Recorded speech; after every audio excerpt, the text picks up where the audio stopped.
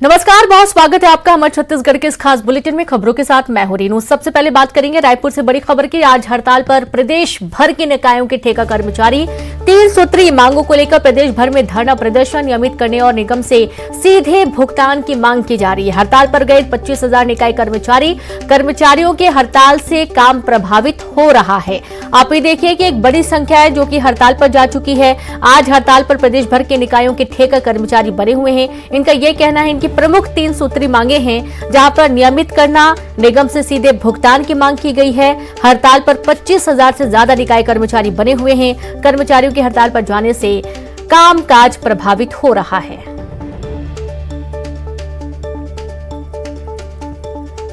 तो 3 सूत्री मांगों के साथ ये कर्मचारी हड़ताल पर हैं। आप देखिए बड़ी संख्या इनकी 25,000 ठेका कर्मचारी, निकायों के ठेका कर्मचारियों का हड़ताल पर जाना। इसका मतलब यह है कि जो सीधे जनता से जुड़े कामकाज होते हैं वो प्रभावित होते हैं, सफाई व्यवस्था प्रभावित होती है, पानी की सप्लाई भी प्रभावित हो सकती है। अब इनका यह कहना है कि इन्हें नियमित किया जाए और साथ ही निगम से सीधे भुगतान हो। इनका यह भी कहना है कि इनको समय पर वेतन नहीं मिलता है, कई बार काफी इंतजार करना पड़ता है, या फिर यूं कहें कि वेतन के लिए काफी जद्दोजहद होती है। घर का जीवन यापन कर पाना मुश्किल है, खर्च चला पाना मुश्किल होता है और यही कारण है कि जब ये बराबरी से काम कर रहे हैं तो इन्हें नियमित क्यों नहीं किया गया है। नियमित किए जाने की मांग की जा रही है, साथ ही सैलरी बढ़ाए जाने की मांग भी इनकी बनी हुई है। और सीधे रुक करेंगे ज्यादा जानकारी के साथ संवाददाता युगल जुड़ गए। युगल, प्रमुख 3 सूत्री मांगों को लेकर ठेका निकायों के कर्मचारी आज हड़ताल पर हैं, क्या कहना है इनका? पहले भी मांगे रखी जा चुकी है, तब भी कोई सुनवाई नहीं हुई थी। इस बार अगला कदम क्या होने वाला है? जी देखिए, सबसे पहले हम यहाँ की तस्वीर दिखाएंगे। हजारों की संख्या में जो कर्मचारी है, प्लेसमेंट कर्मचारी है, यहाँ पर उपस्थित हैं और अपनी नियमितीकरण की मांग को लेकर के आवाजें बुलंद कर रहे हैं। क्या मांगे हैं? हमारे बीच इनके जो प्रेसिडेंट है संजय जी, वो भी मौजूद हैं। बताएंगे क्या मांगे हैं आप लोगों की। सर, हमारी प्रमुख 3 सूत्रीय मांगे हैं। सर्वप्रथम मांग हमारी कि जितने भी नगरीय निकाय में ठेका प्रथा प्लेसमेंट चालू है उसको बंद करते हुए प्लेसमेंट कर्मचारियों को निकाय में समायोजन करते हुए एक नियत अवधि में नियमितीकरण किया जाए। और अपनी सेकेंड मांग ये है कि किसी भी कर्मचारी को पृथक न किया जाए और 62 वर्ष की जॉब सिक्योरिटी दी जाए। ये हमारी एकदम 3 सूत्रीय मांगे हैं। आप लोग पहले भी कोविड काल के दौरान भी काम किए हैं, तो क्या नियमितीकरण का वादा था वो पूरा नहीं हो रहा है, इसलिए आक्रोश है? जी, हमारा जो कांग्रेस सरकार है जब सत्ता में नहीं आई थी उससे पहले उन्होंने वादा किया था कि 10 दिन के अंदर नियमितीकरण करेंगे, ठेका प्रथा बंद करेंगे, परंतु आज 4 साल हो गए हैं और शासन हमसे हर काम लेती है, जन्म से लेके मृत्यु तक हर सारे काम लेने के बाद भी आज तक सरकार ने अपना जो वादा है पूरा नहीं किया 4 साल होने के बाद भी। जी, ये तो चेतावनी के रूप में है, अगर आगे आंदोलन होती है तो कामकाज पूरी तरह से ठप होगा। पूरा बंद करेंगे सर, हम लोग पूरे काम अगले निकाय के पूरे कर्मचारी काम बंद करके हम लोग दिसंबर या जनवरी में पूरा काम बंद करके हम लोग आगे क्या रणनीति है आगे आज के बाद? आगे ये रणनीति है कि आगे अगर शासन हमारी बातों को पूरा मांगों को पूरा नहीं करती है तो हम रोड में बैठेंगे, काम पूरा तरह बंद कर देंगे, कोई काम नहीं करेगा। ठीक है, तस्वीर में दिखाना चाहूंगा। यहाँ प्रदेश भर के तमाम देखिए बैनर पोस्टर लगे हुए हैं। बस्तर से लेकर के सरगुजा तक तमाम जगहों से, सभी जिलों से जो प्लेसमेंट के कर्मचारी हैं वो यहाँ पर आए हुए हैं और अपनी मांगों को ये बुलंद कर रहे हैं। आज 4 बजे तक ये धरना होगा, एक चेतावनी धरना इसे कहा जा सकता है। इसके बाद लगभग 25 से 30 हजार जो नगरीय निकाय के जो प्लेसमेंट कर्मचारी हैं वो पूरी तरह से काम काज ठप कर देंगे और जन्म से लेकर के मृत्यु तमाम जो पंजीयन का काम है ये प्लेसमेंट कर्मचारी करते हैं। तो ये लगातार जो मांगे हैं वो बुलंद कर रहे हैं और इनकी प्रमुख मांगे हैं नियमितीकरण। अगर इनकी मांगे पूरी नहीं होती है तो आने वाले समय में ये उग्र आंदोलन करेंगे और काम बंद भी करेंगे। जी रीनू। युगल, क्या कोई भी प्रतिनिधि इनके पास पहुंचा इनकी मांगे सुनने के लिए? निगम प्रशासन की तरफ से भी क्या कोई पहुंचा इनसे कोई बातचीत करने के लिए?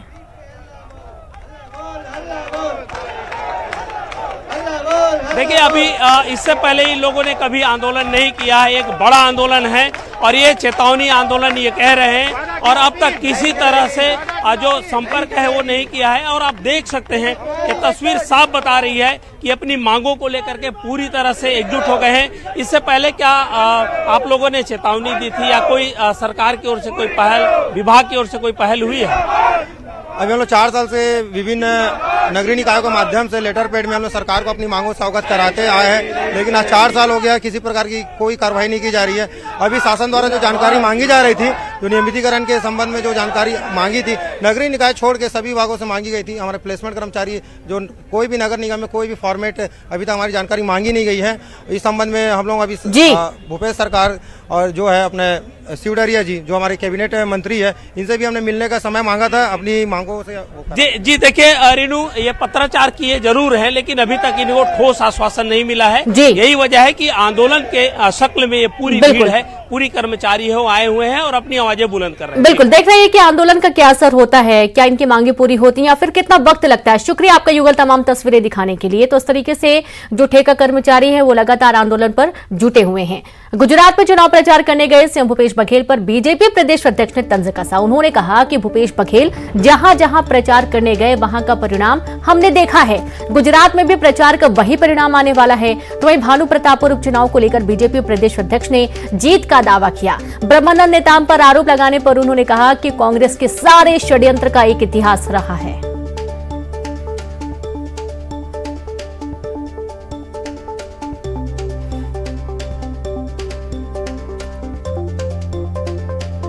तो गुजरात में चुनाव प्रचार करने गए सीएम भूपेश बघेल पर बीजेपी प्रदेश अध्यक्ष ने तंज कसा।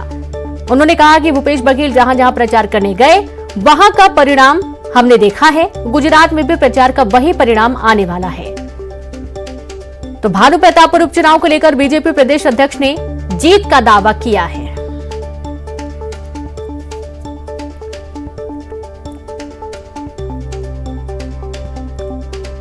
तो ब्रह्मानंद नेताम पर आरोप लगाने पर उन्होंने कहा कि कांग्रेस के सारे षड्यंत्र का एक इतिहास रहा है और उन्होंने सीधे तौर पर सीएम भूपेश बघेल पर निशाना साधा। बता दें कि गुजरात में चुनाव प्रचार के लिए मुख्यमंत्री भूपेश बघेल इन दिनों गुजरात के दौरे पर हैं और 4 जनसभाओं को वे संबोधित करने वाले हैं। तमाम कार्यक्रम तय हैं और इसी पर बीजेपी प्रदेश अध्यक्ष ने सीएम पर हमला बोला है।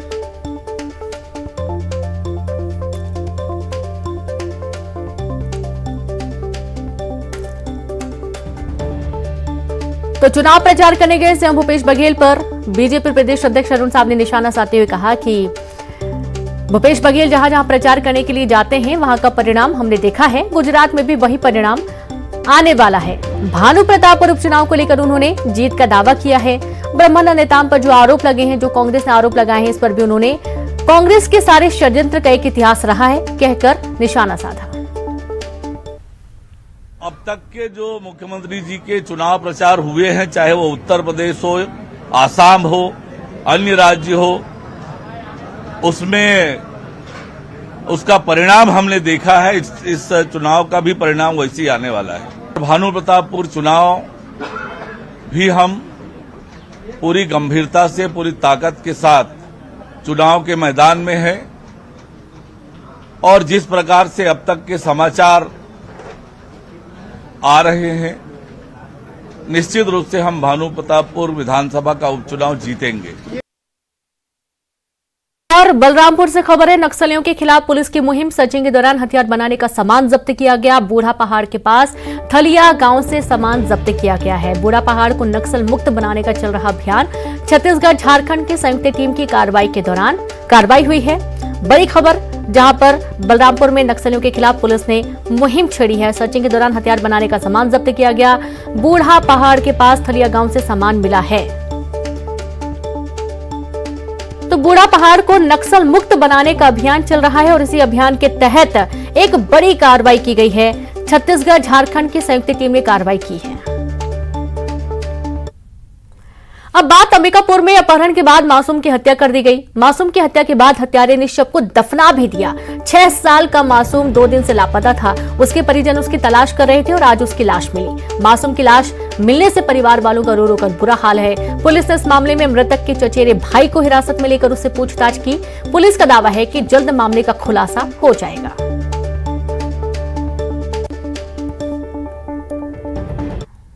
थाना अंतर्गत ग्राम चंगोरी पड़ता है। वहाँ पर लोहार जाति के रहने वाले जयपाल जी हैं। उनके तरफ से धौरपुर थाना में सूचना प्राप्त हुई थी कल कि उनका जो पुत्र है वो नहीं मिल पा रहा है, मिसिंग है। ऐसी सूचना प्राप्त होने पर तत्काल मौके पर हमारे थाना प्रभारी एसडीओपी साहब सब मौके पर पहुंचे थे और मौके पर पहुंचने पर पास ही में उसकी घर के पास से करीब लगभग 100 मीटर की दूरी पर बच्चे की जो है 6 साल का जो बच्चा है उसकी बॉडी मिली है। इसमें संदिग्धों से पूछताछ की जा रही है। जल्द ही आरोपी को पकड़ने में हमें सफलता प्राप्त होगी। तो देखा आपने यहाँ पर जल्दी आरोपी को पकड़ने में सफलता प्राप्त किए जाने की बात कही गई है और संवाददाता श्रवण महंत जुड़ गए। श्रवण, काफी हेदा विदारा की पूरा घटनाक्रम सामने आया। एक मासूम की जान चली जाती है, मार दिया जाता है। क्या कोई कारण स्पष्ट हो पाया, किन कारणों से इस वारदात को अंजाम दिया गया?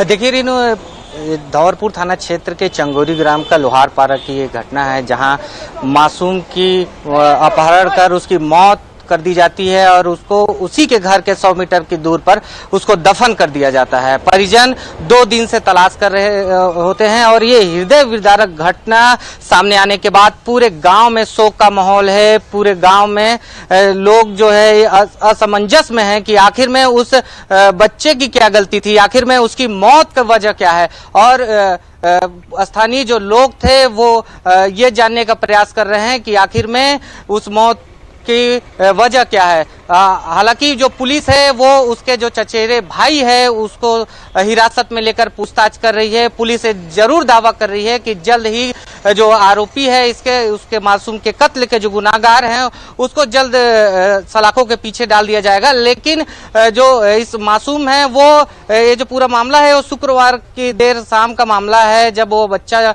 स्कूल से पढ़कर आया और घर के सामने खेल रहा था तो अचानक ही वो हैरत अंगेज ढंग से गायब हो जाता है और उसके जो माता पिता हैं वो तलाश कर रहे होते हैं। उसके पूरे दोस्त यार या पूरे रिश्तेदार के यहाँ तलाश कर रहे होते हैं, लेकिन वो मासूम कहीं नहीं मिलता। और शनिवार देर शाम उसी के घर के सामने जो है उसके कब्र को देखते हैं और आशंका होने पर जब उस कब्र से मिट्टी को हटाते हैं तो उस मासूम का शव मिलता है। रेनू जी बिल्कुल, बहुत शुक्रिया आपका श्रवण तमाम जानकारी साझा करने के लिए। तो पुलिस दावा कर रही है कि जल्दी इस पूरे मामले का खुलासा कर दिया जाएगा।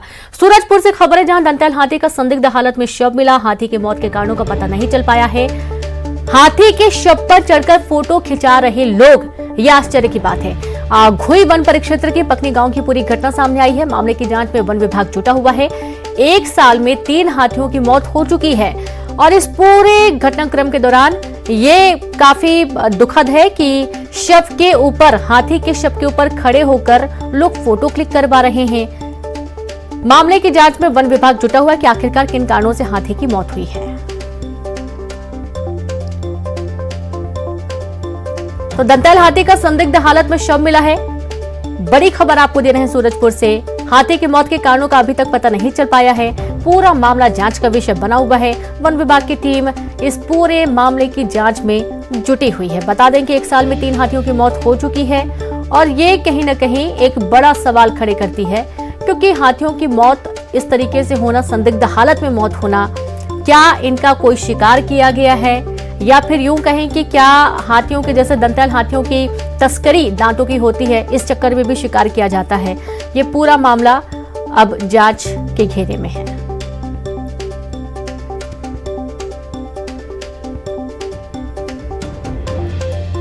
तो 1 साल में 3 हाथियों की मौत हो चुकी है। खबर सूरजपुर से है, जहां पर एक बार फिर से एक हाथी की संदिग्ध मौत का मामला सामने आया है। रायगढ़ के झंकाबहाल में 8 मवेशियों की मौत के बाद गांव में हड़कंप मच गया। कई मवेशियों की हालत गंभीर अभी भी बनी हुई है।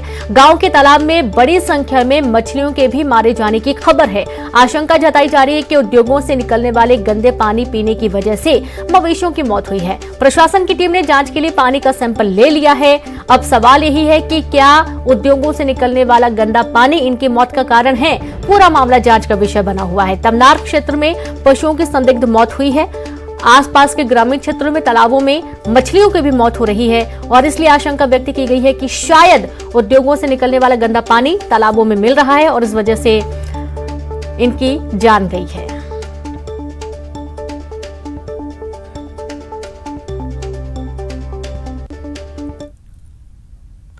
बिलासपुर रतनपुर नेशनल हाईवे पर बना पुल 3 साल में धंस गया।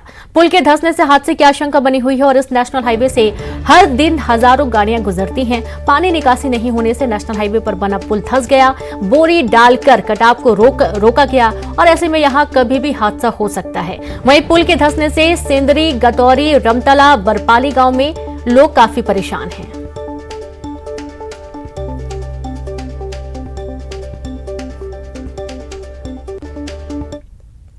जांजगीर चांपा में आबकारी विभाग और पुलिस की टीम ने शराब माफिया के ठिकाने पर छापेमारी की और छापेमारी में बड़ी मात्रा में महुआ लहान और शराब जब्त किया गया है। मौके पर ही महुआ लहान और शराब को नष्ट किया गया। पुलिस ने इस मामले में 3 आरोपियों को भी गिरफ्तार किया है। आबकारी विभाग और पुलिस की टीम ने जिले के 3 अलग अलग थाना क्षेत्रों में छापेमारी की। छापेमारी से शराब माफियाओं में हड़कंप मचा हुआ है।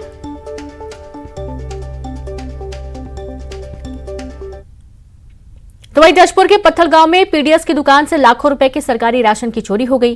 चोरों ने दुकान का ताला तोड़कर चोरी की घटना को अंजाम दिया। पीडीएस दुकान से चोरों ने 250 बोरी चावल, 8 क्विंटल चना और 4 क्विंटल शक्कर की चोरी चोरों ने की। पीडीएस दुकानदार ने सुबह देखा कि दुकान का ताला टूटा हुआ है और दुकान से लाखों रुपए के अनाज की चोरी हो चुकी है।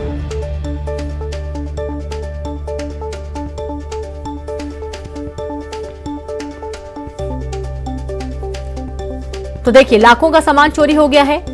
पूरा सामान यहां से चट्टे है। पीडीएस दुकान से सरकारी राशन की चोरी का मामला।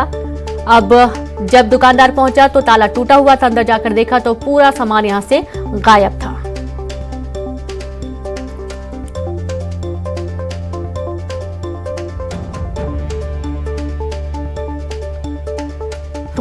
तो बता दें कि पीडीएस दुकान से चोरों ने 250 बोरी चावल, 8 क्विंटल चना और 4 क्विंटल शक्कर की चोरी की। और पीडीएस दुकानदार ने सुबह देखा कि दुकान का ताला टूटा हुआ है। दुकान से लाखों रुपए के अनाज की चोरी हो गई है। पूरा मामला जशपुर के पत्थल गांव का है, जहां पर पीडीएस दुकान से लाखों की सरकारी राशन की चोरी हुई।